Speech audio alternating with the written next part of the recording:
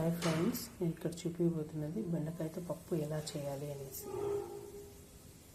మనకు కావాల్సిన బెండకాయలు తీసుకొని నీట్గా వాష్ చేసి పెట్టుకోవాలి. స్టవ్ పైన కుక్కర్ పెట్టి అందులో మనకు కావాల్సిన పచ్చిమిర్చి వేసుకొని కొద్దిగా 2-3 డ్రాప్స్ ఆయిల్ వేసుకొని బాగా వేయించాలి. పచ్చిమిర్చిని నీట్గా ఇలా కట్ చేసుకున్నాక దీన్ని మేము స్టవ్ పైన పెట్టుకున్న కుక్కర్లోకి వేసుకోవాలి. పచ్చిమిర్చి వేసి పెట్టుకున్నాను. కొద్దిగా వేగిన తర్వాత ఈ బెండకాయ ముక్కలను ఇందులో వేసుకోవాలి. లో 1 స్పూన్ ఆయిల్ వేసుకొని వేయించాలి. నేను ఇక్కడ బిగ్ సైజ్ టమాటోస్ 3 తీసుకున్నాను. ఒక ఆనియన్, కొన్ని వెల్లుల్లి తీసుకున్నాను.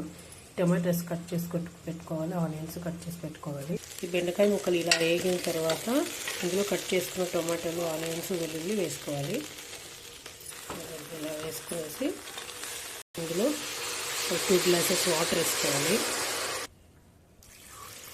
కొద్దిగా పసుపు వేసుకోవాలి.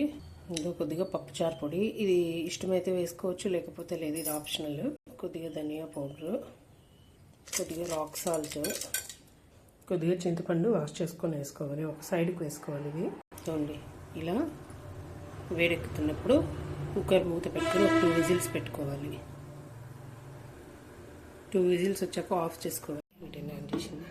2 మినిట్స్ తర్వాత కుక్కర్ మూత ఓపెన్ చేసుకొని దీన్ని నీట్గా ఇలా స్మాషర్తో నీట్గా స్మాష్ చేసుకొని పోపు పెట్టుకోవాలి. స్టవ్ ఆన్ చేసుకుని గిన్నెలో తగినంత ఆయిల్ వేసుకొని పోపు పెట్టుకోవాలి.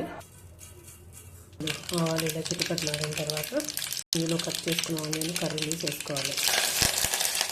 ఇది ఇలా బాగా వేగిన తర్వాత మనము రెడీ చేసి పెట్టుకున్న బెండకాయ పప్పుని ఇందులో వేసుకొని బాగా మిక్స్ చేసుకోవాలి. మనకి బెండకాయ పప్పు రెడీ అయిపోయింది. Like, share and subscribe my channel.